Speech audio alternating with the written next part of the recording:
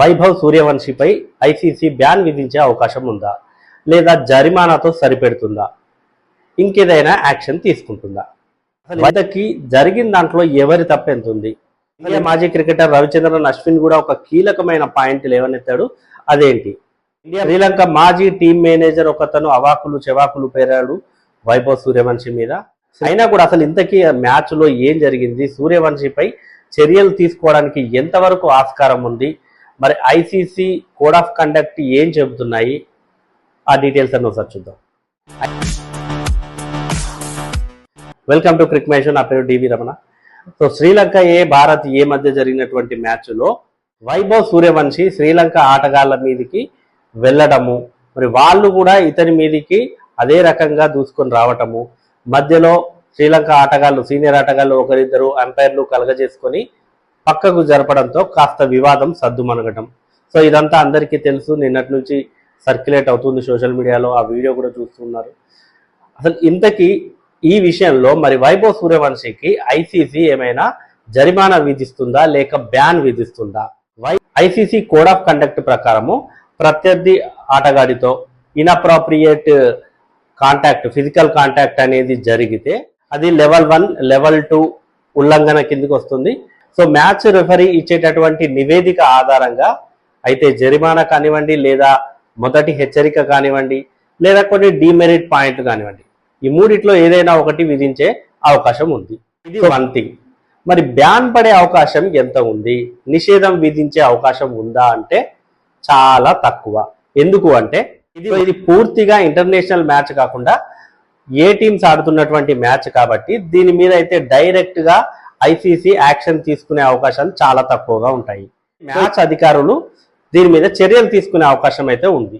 Match referee వీళ్ళందరూ కొన్ని నివేదికల ఆధారంగా ఆ రిపోర్ట్స్ తయారు చేసి విచారణ జరిపి ఏం జరిగింది అన్నది కూలంకుషంగా తేల్చి ఆ తర్వాత మాత్రమే వైభవ్ సూర్యవంశీపై వీళ్ళు ఏమైనా యాక్షన్ తీసుకునే అవకాశం ఉంటుంది. అది కూడా జరిమానా కావచ్చు, లేదంటే హెచ్చరిక కావచ్చు, డిమెరిట్ పాయింట్స్ కావచ్చు. సో ఇవి మాత్రం అతనిపై విధించే అవకాశం అయితే ఉంది. అంతేగాని బ్యాన్ పడే అవకాశాలు అయితే చాలా చాలా చాలా తక్కువగా ఉన్నాయి. అసలు ఇంతకీ ఏం జరిగింది ఈ గొడవ అంటే అది అందరికీ తెలిసిన విషయమే. సో దాన్ని కొంచెం క్రిస్పీగా చెప్పుకోవాలంటే ఇండియా శ్రీలంక మధ్య మ్యాచ్ జరిగింది. 265 రన్స్ చేసింది ఇండియా. ఆ తర్వాత శ్రీలంక కూడా 265 రన్స్ చేయడంతో మ్యాచ్ అయితే టైగా మారింది. మరి టైగా మారిన టైంలో అప్పటికి లైటింగ్ అనేది సరిగా లేదు. మరి ఫ్లడ్ లైట్స్ లేకుండా సూపర్ ఓవర్ ఎలా కొనసాగించాలని ఎంపైర్స్ అయితే ఆలోచిస్తున్నారంట. కానీ ఇండియా టీంకి కెప్టెన్ అయినటువంటి తిలక్ వర్మ మేము ఖచ్చితంగా ఆడతాము అని అయితే చెప్పారంట. సూపర్ ఓవర్ ఖచ్చితంగా ఆడాల్సిందే అని చెప్పారంట. సో దీనిపై కూడా చాలా మంది చాలా రకాలుగా చెప్తున్నారు. సో నేను అనుకోవడం ఏంటంటే అలా వెళ్ళడంలో తప్పేమీ లేదు, ఎందుకంటే డెఫినెట్గా ఒక రిజల్ట్ కోసం వెళ్ళాలి అనుకోవడంలో తప్పు లేదు. కానీ ఆ డిస్కషన్స్ జరిగిన టైం కూడా కొంచెం లెంతీగా ఉండడంతో అప్పటికే చాలా టైం వేస్ట్ అయిపోయింది. సో తర్వాత అంపైర్స్ ఏం చేశారు, సరే అని చెప్పేసి శ్రీలంక ప్లేయర్స్తో కూడా మాట్లాడి ఒప్పించి సూపర్ ఓవర్కి వాళ్ళని ఒప్పించారు. సూపర్ ఓవర్ స్టార్ట్ చేద్దాం అనుకున్నారు. అలా మాట్లాడి ఒప్పించిన తర్వాత కూడా కొంత టైం తీసుకున్నారు శ్రీలంక ప్లేయర్స్ రావడానికి, సూపర్ ఓవర్ ఆడటానికి. సో అక్కడ కొంచెం టైం కిల్ అయింది. వాళ్ళు ఫస్ట్ బ్యాటింగ్ చేశారు. ఆ బ్యాటింగ్ చేస్తున్నప్పుడు కూడా కొన్ని నిర్ణయాలు అయితే ఇండియా ప్లేయర్స్కి నచ్చలేదు. అంపైర్స్ తీసుకున్నటువంటి నిర్ణయాలు, ఒక బాల్ వైడ్ కాకపోయినప్పటికీ కూడా వైడ్ ఇచ్చారని. అప్పటికే తీవ్ర అసహనంతో ఉన్నారు ఆటగాళ్ళంతా.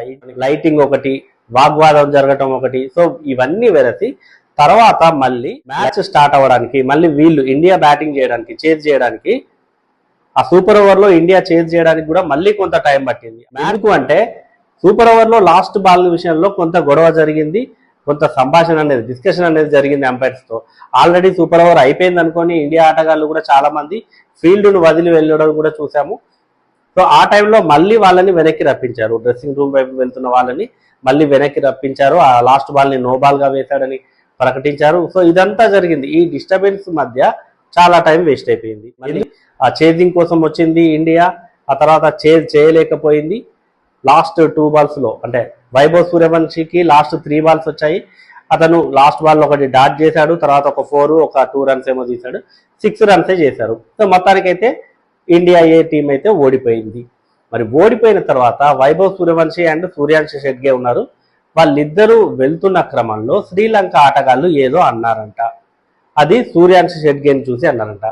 సో అలా ఎందుకంటావో, ఆల్రెడీ ఓడిపోయిన టీంని అలా అనొచ్చా అని మరి ఇతనికి కోపం వచ్చింది. 15 ఏళ్ల కుర్రాడు కదా, ఇతనేమి మళ్ళీ 30 ఇయర్స్ క్రికెటర్ ఏం కాదు, ఇంటర్నేషనల్ అనుభవం లేదు. అక్కడ ఉన్న ఇద్దరు ఆటగాళ్ళకు కూడా ఇంటర్నేషనల్ అనుభవం అనేది లేదు.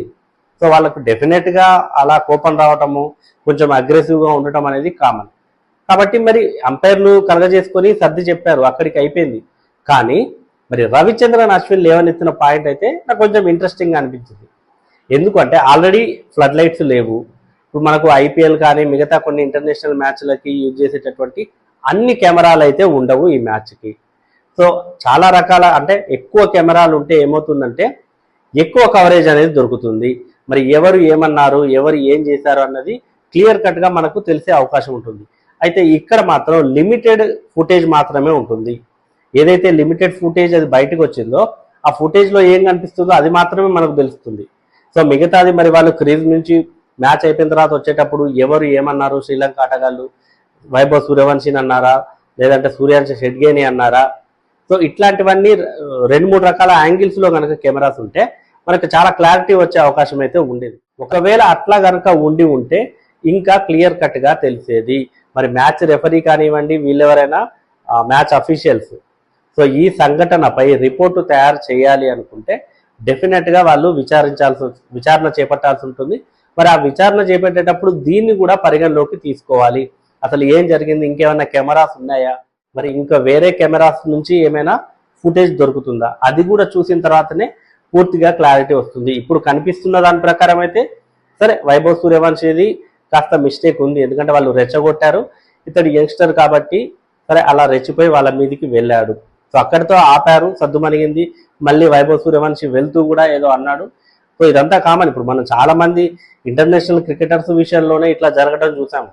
ఎంతమంది ప్లేయర్లు తన అపోనెంట్ ప్లేయర్ పై దూసుకెళ్ళలేదు, మరి గొడవకు దిగలేదు, ఎంతమంది దిగలేదు, ఎంతమంది మాటల యుద్ధానికి దిగలేదు. బ్యాట్లు విసిరేసుకున్న వాళ్ళు కూడా ఉన్నారు, బ్యాట్లు విసిరేసే ప్రయత్నం చేసిన వాళ్ళు కూడా ఉన్నారు. ఐపీఎల్లో చూసాము, మిగతా లీగ్స్లో చూసాము, ఇంటర్నేషనల్ మ్యాచెస్లో చూసాము. సో వాటన్నిటిలో లేనిది అంత ఏజ్, అంత మెచ్యూరిటీ, అంత ప్రొఫెషనల్ క్రికెటర్స్ వాళ్ళే అట్లా చేయగలేనిది అంటే అది మ్యాచ్ కండిషన్ను బట్టి ఉంటుంది. హై ప్రెషర్ గేమ్ కాబట్టి కొంచెం వాళ్ళ సహనం కోల్పోయే అవకాశం ఉంటుంది. వైభవ్ సూర్యవంశీ చిన్నవాడు, నేర్చుకుంటాడు, నేర్చుకోవాలి కూడా, నేర్పించాలి కూడా. సో ఇవన్నీ జరుగుతాయి. కానీ అంత మాత్రాన శ్రీలంక మాజీ టీం మేనేజర్ ఒకరు, అతని పేరు థామస్ ఏదో ఉంది, సో అతను కౌబాయ్ అని చెప్పారంట. సో ఇండియాలోని ఒక విలేజ్ నుంచి వచ్చిన కౌబాయ్కి ఏం తెలుస్తుంది జెంటిల్మెన్ గేమ్స్ ఎలా ఆడాలో. ఆ వ్యాఖ్యలపై అయితే ఆల్రెడీ సోషల్ మీడియాలో గట్టిగా వేసుకుంటున్నారు అతను. ఎందుకు అంటే అసలు అట్లా అనాల్సినటువంటి అవసరం లేదు. జెంటిల్మెన్ గేమ్స్ అని చెప్పిన అతనికే మరి తెలియాలి వాళ్ళు ఏ స్టేజ్ ఆఫ్ క్రికెట్లో ఉన్నారు, ఎర్లీ స్టేజ్ ఆఫ్ క్రికెట్లో ఉన్నారు. వాళ్ళు నేర్చుకుంటారు ఇప్పుడిప్పుడే. సో వాళ్ళు కాబట్టి వాళ్ళని అలా ఏది పడితే అది ఒక ఇండియన్ కల్చర్కి సంబంధించింది కూడా లేవనెత్తి మాట్లాడడం అనేది కరెక్ట్గా అయితే అనిపించలేదు.